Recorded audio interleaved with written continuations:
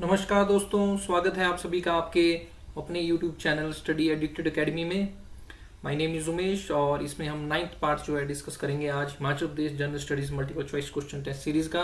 और इसका लेक्चर जो है आपको हर रोज जो है सुबह 8 बजे जो है हमारे YouTube चैनल में मिल जाता है।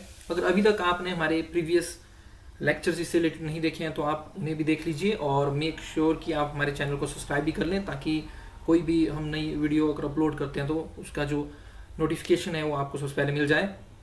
तो ये जो देखिए हमारा 9th पार्ट है। इससे पहले हमने 80 वैल्यूएबल क्वेश्चन जो है हिमाचल प्रदेश जनरल स्टडी से रिलेटेड जो है डिस्कस कर लिए हैं, तो मेक श्योर कि आप उन लेक्चर्स को भी देख लें। पहला प्रश्न आज का आप अपनी स्क्रीन के सामने देख सकते हैं। ये क्वेश्चन पहले भी जो है हिमाचल प्रदेश एडमिनिस्ट्रेटिव सर्विस प्रीलिम एग्जामिनेशन में आ चुका है। तो देखिए ये क्वेश्चन मैं आपके लिए पढ़ लेता हूँ। In which 2 district of HP will the HP forest ecosystem climate proofing project भी इम्प्लीमेंटेड। तो डायरेक्ट इकोनॉमिक सर्वे से लिया हुआ प्रश्न है। Himachal Pradesh forest ecosystem climate proofing project Himachal Pradesh के किन 2 जिलों में चलाया जा रहा है। तो देखिए इसके बारे में आपको जानकारी होनी चाहिए। इसका राइट आंसर हो जाएगा डी, कांगड़ा और चंबा में जो है Himachal Pradesh forest ecosystem climate proofing project जो है चलाया जा रहा है।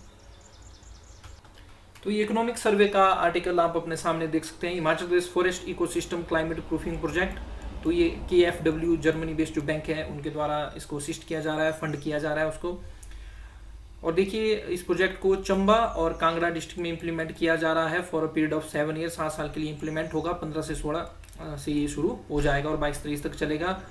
308.45 करोड़ जो है इसका जो पूरा जो है कॉस्ट जो है खर्च जो आएगा। और देखिए फंडिंग पैटर्न है 85.10% जो है इसमें लोन रहेगा, कर्ज रहेगा, जो कि KfW बैंक जर्मनी से आएगा। और 14.90% जो हमारी जो स्टेट गवर्नमेंट है इसका शेयर रहेगा।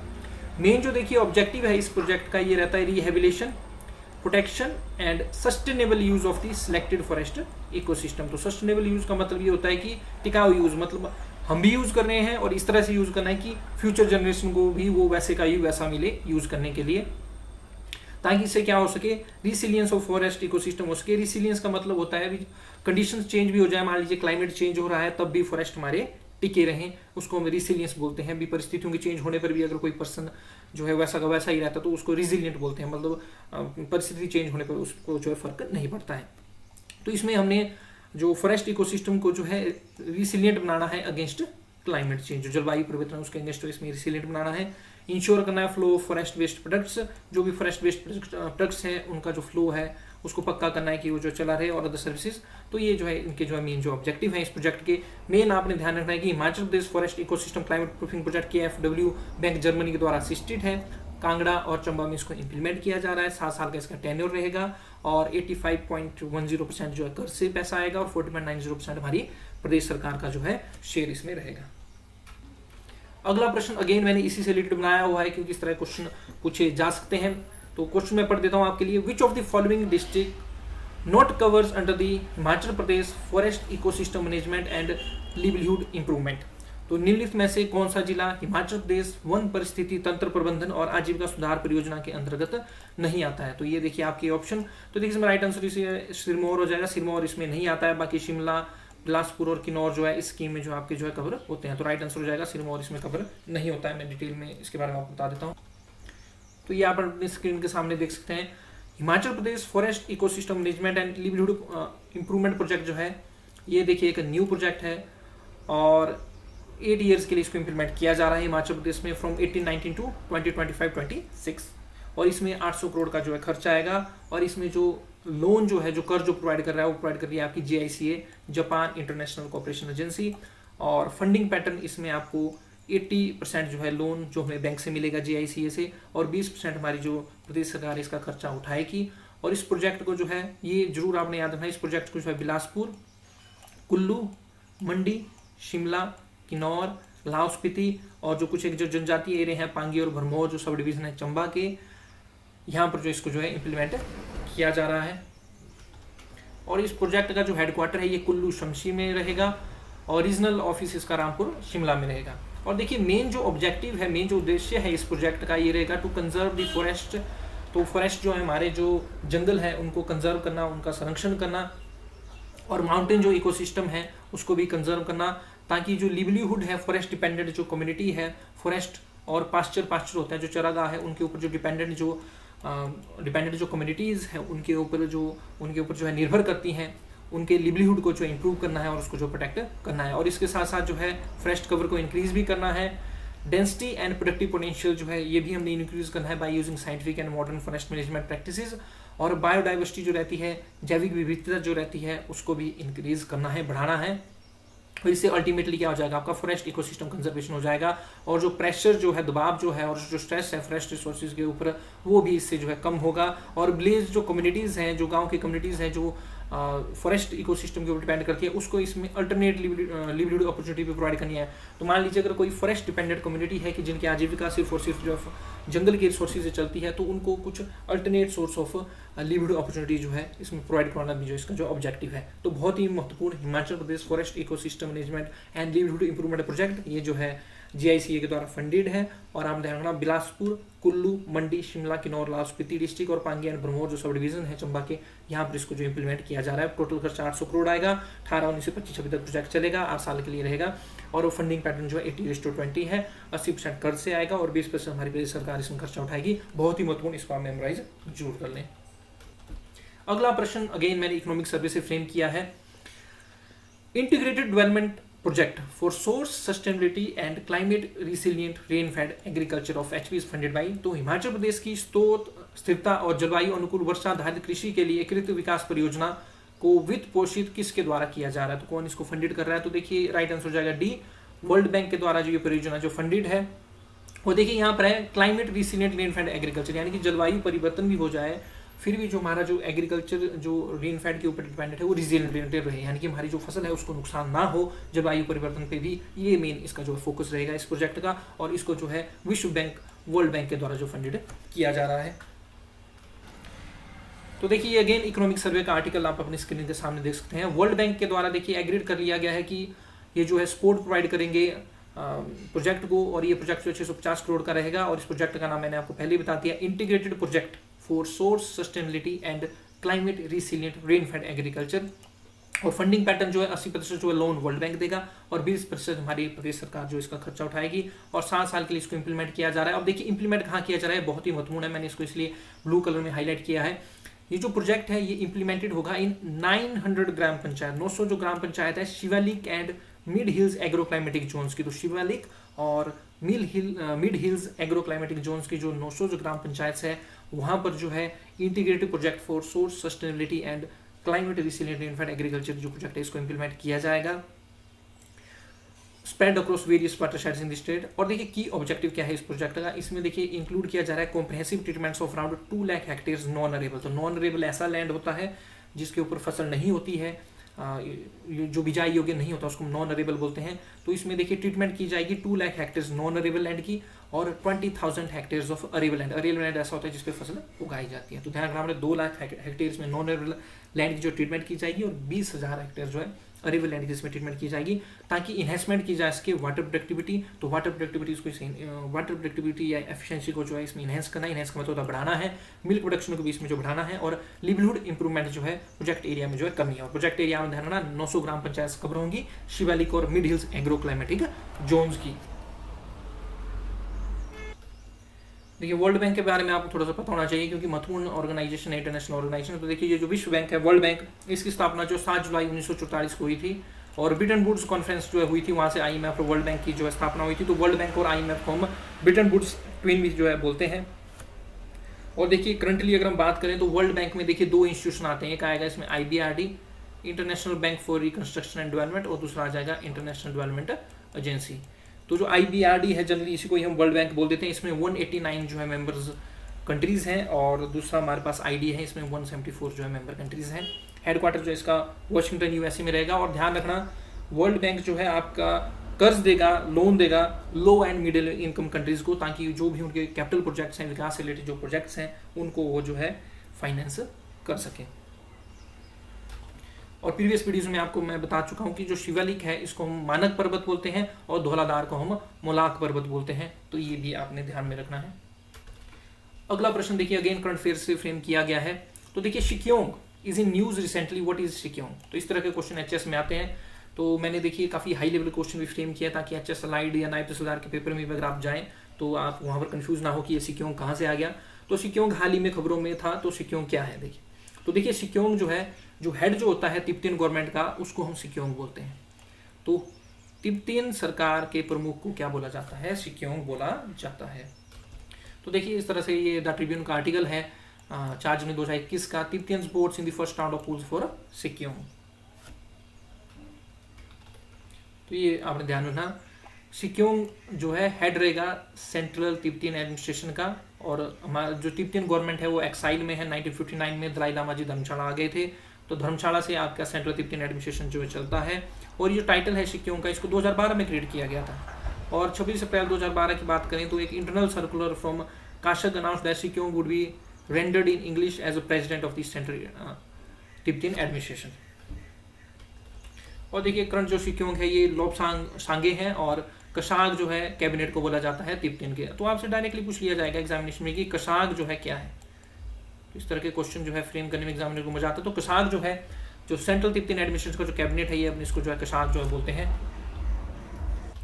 अगला प्रश्न देखिए, इजी प्रश्न है, झील से रिलेटेड है, लेकिन अगर आपको नॉलेज नहीं होगा तो इस तरह क्वेश्चन भी कंफ्यूजन डाल देते हैं एग्जामिनेशन में। इसमें आपसे पूछा गया है कि जो शिंगटिंगू लेक है ये किस डिस्ट्रिक्ट में है। तो देखिए जो शिंगटिंगू झील हिमाचल प्रदेश के किस जिले में स्थित है? तो देखिए इसका राइट आंसर हो जाएगा कुल्लू। शिंगटिंगू जो झील है ये कुल्लू जिले में जो स्थित है। तो लेक से रिलेटेड भी मेरी वीडियोस जो है चैनल में है, डेडिकेटेड वीडियोस, वहाँ पर लेक से रिलेटेड मैंने आपको बहुत अच्छे से एक्सप्लेन किया हुआ है, तो उनको आप जरूर देख लें।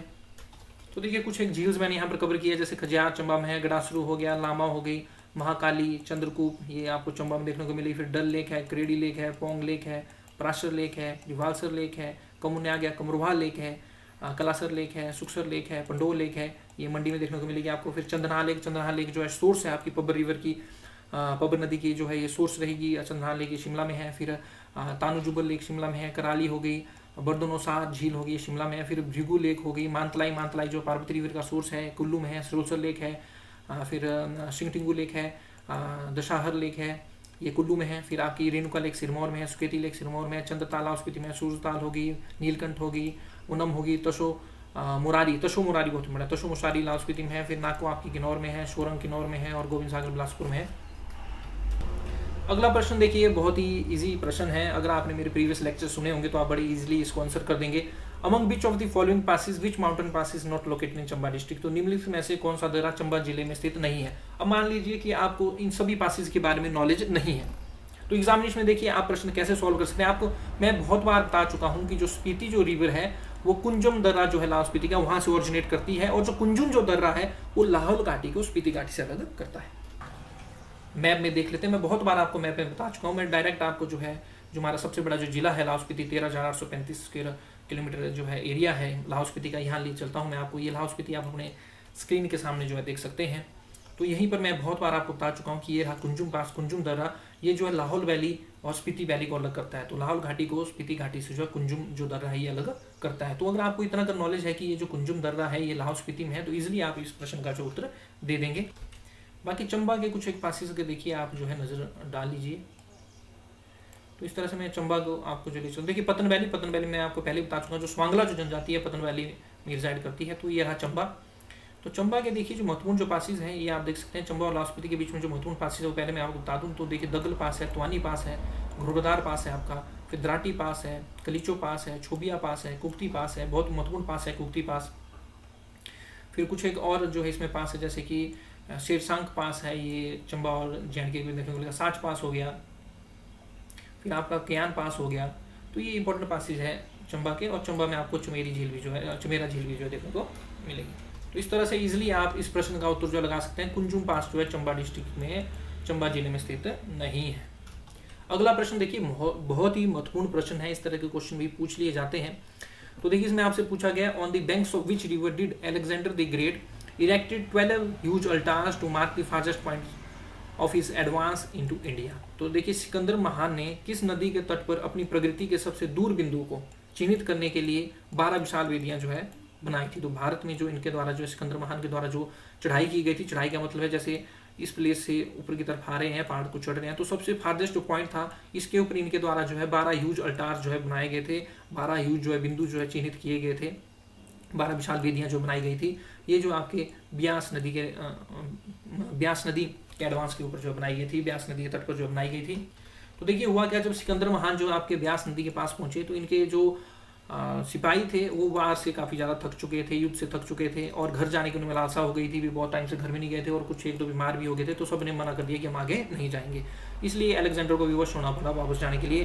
तो जो फारदेस्ट पॉइंट था, सबसे दूर का जो पॉइंट था, जहाँ सबसे ऊपर जो चढ़ाई थी इनकी, उसको याद रखने के लिए जो है, मार्क करने के लिए इनके द्वारा जो है 12 ह्यूज स्टोन अल्टार्स जो है वेदियाँ जो बनाई गई थी नॉर्थन बैंक ऑफ ब्यास के ऊपर। अगला प्रश्न देखिए, बहुत ईजी प्रश्न है, लेकिन इस तरह क्वेश्चन पूछ लिए जाते हैं। Which district of Himachal is known as little Tibet? तो छोटा तिब्बत जो है किस जिले को बोला जाता है? तो देखिए दो तो इलिमिनेट हो जाएंगे आपके, शिमला और सोलन को तो नहीं बोला जाएगा। बुद्धिस्ट आपको ज़्यादातर जो है किन्नौर और लाहौल स्पीति ज़्यादा देखने को मिलेंगे, लेकिन राइट आंसर इसका सी हो जाएगा, क्योंकि लाहौल स्पीति एक जो है बुद्धिस्ट जो है जिला है हमारा, काफ़ी बुद्धिस्ट यहाँ पर जो है रहते हैं। तो लिटिल तिब्बत या छोटा तिब्बत जो है लाहौल स्पीति जिले को जो बोला जाता है। अगला प्रश्न लेकिन काफ़ी इजी प्रश्न है, आपने मेरे प्रीवियस लेक्चर्स देखे हैं तो आप इजीली इनका आंसर कर देंगे।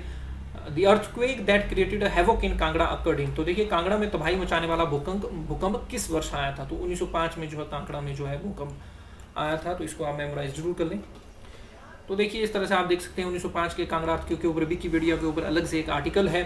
तो 1905 का जो कांगड़ा जो अर्थक्वेक था, ये अकड़ हुआ था कांगड़ा घाटी में, कांगड़ा रीजन जो था उस दौरान पंजाब प्रोविंस का ये पार्ट था। ये 4 अप्रैल 1905 को आया था, और अर्थ जो है रिश्टर स्केल के ऊपर जो है 7.8 था, और इसमें 20,000 से ज़्यादा लोग जो है मारे गए थे, और ज़्यादातर जो भी बिल्डिंग्स थी टाउन ऑफ कांगड़ा की, मैक्लोडगंज की धर्मशाला की, वो इस दौरान जो है डिस्ट्रॉयड हो गई थी, तबाह हो गई थी। अगला प्रश्न देखिए, आप अपनी स्क्रीन के सामने देख सकते हैं, एक ही नदी है इसमें झेलम, जो हिमाचल से नहीं बहती है, JNK से बहेगी। बाकी सारी की सारी जो नदियां हैं वो हिमाचल से ही बहती हैं, तो आपको थोड़ा सा आइडिया इस प्रश्न का हो जाएगा। तो इसमें आपसे कुछ सिंपली पूछा यह गया है कि नॉर्थ टू साउथ हमने करेक्ट बताना है। तो नॉर्थ टू साउथ देखिए ये हमारी डायरेक्शंस होती हैं, ये ईस्ट होगी दैट इज़ पूर्व, फिर वेस्ट होगी पश्चिम, ये उत्तर होगी नॉर्थ, और ये दक्षिण होगी साउथ। तो हमने ये बताना है कि नॉर्थ टू साउथ। तो देखिए सबसे ऊपर हमारी झेलम रहती है, झेलम JNK से जाएगी तो झेलम तो सबसे ऊपर हो जाएगी, तो सबसे ज़्यादा नॉर्थ में तो झेलम रहेगी, रावी नहीं रहेगी। तो 2 ऑप्शन तो मैं अपने एलिमिनेट कर दूंगा, उत्तर से दक्षिण हमने नदियों का सही क्रम जो है बताना है, ठीक है।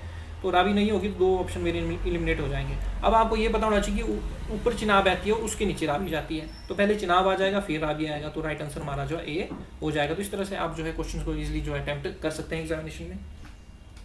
इसी में मैं थोड़ा सा आपको नदियों के बारे में बता देता हूँ। नदियों से रिलेटेड मेरी डेडिकेटेड वीडियोस चैनल्स में है, मैं आपको रिकमेंड करूँगा कि वो आप जरूर देख लें। तो देखिए ये हमारे हिमाचल प्रदेश का प्यारा मैप है। सबसे पहले हम देखेंगे कि चिनाब रिवर कहाँ से जाती है। तो देखिए तो तांडी नामक तीर्थ स्थल पे जो है चंद्र और भागा मिलेंगी, और यहाँ से आगे चंद्रभागा और चिनाब का निर्माण करेंगी। तो देखिए चिनाब नदी जो है यहाँ जैसे होगी, मैं इसको इस तरह से मार्क कर देता हूँ, और इसके नीचे आपको देखिए बड़ा बंगाल से निकलती हुई देखने को मिलेगी आपको रावी। तो देखिए उत्तर में ज़्यादा हमारी चिनाब है, उसके बाद क्या है रावी है, और इससे नीचे आपको जो है देखिए सतलुज जो है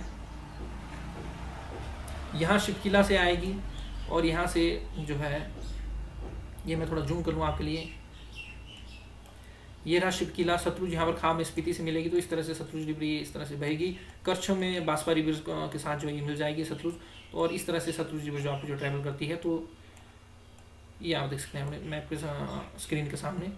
तो इस तरह से ईजिली आप जो है इस क्वेश्चन को मार्क कर सकते हैं। और झेलम आपकी जो है जम्मू एंड कश्मीर में जो है बहती है। आज का अंतिम प्रश्न आप अपनी स्क्रीन के सामने देख सकते हैं। इसमें आपसे पूछा गया identify the correct order of density of population among the following districts of HP according to the 2011 census data in descending order. तो डिसेंडिंग ऑर्डर का मतलब होता है कि सबसे पहले आपने सबसे बड़ा लिखना है, जैसे 4 सबसे बड़ा, फिर 3, फिर 2, फिर 1, मतलब पहले बड़ा फिर छोटा फिर छोटा फिर छोटा, ओके। यानी कि 2011 की जनगणना के आंकड़ों के अनुसार हिमाचल प्रदेश के निम्नलिखित जिलों में जनसंख्या के घनत्व का सही क्रम पहचाने। तो जनसंख्या घनत्व है कि पर स्क्वायर किलोमीटर में आपके कितने लोग जो है रहते हैं, उसको हम जनसंख्या घनत्व बोलते हैं। तो देखिए हिमाचल प्रदेश में 2011 की जनगणना के अनुसार सबसे अधिक जो जनसंख्या घनत्व है वो हमीरपुर का है 407, और हमीरपुर के बाद जो नंबर आएगा आपका वो आएगा आपका ऊना का जो जनसंख्या घनत्व है वो 338 है 2011 की जनगणना के अनुसार। तो देखिए यहाँ पर बिलासपुर तो नहीं आएगा, अब हमीरपुर है नहीं, ऐसे हमीरपुर में आना था वो हमीरपुर नहीं है, तो सबसे आगे जो आपका ऊना आ जाएगा। ऊना के बाद देखिए नंबर आता है आपका बिलासपुर का है 327। तो देखिए ऊना के बाद आएगा आपका बिलासपुर। बाकी आपको सोलन और मंडी देखने की जरूरत नहीं पड़ी। तो पहले 2-3 आपको पता होते तो आप इस क्वेश्चन का सही जवाब दे सकते थे। देखिए सेंसस से रिलेटेड, हिमाचल प्रदेश के सेंसस के आंकड़ों से रिलेटेड मेरी अलग से वीडियोज़ हमारे चैनल पर हैं, उसको भी आप जरूर देख लें। और मैं आपको बता दूं, सबसे अधिक जनसंख्या घनत्व हमीरपुर का है 407, ऊना का है 338, बिलासपुर का है 327, सोलन का है 300 और कांगड़ा का है 263, मंडी का इसमें 253, सिरमौर का 188, शिमला का है आपका 159, चंबा का है 80 और कुल्लू का भी है 80, किन्नौर का है 13 और लाहौल स्पीति का है 2। सबसे कम जो जनसंख्या घनत्व है लाहौल स्पीति का 2, यानी कि 2 व्यक्ति पर स्क्वायर किलोमीटर आपको लाहौल स्पीति में देखने को मिलेंगे।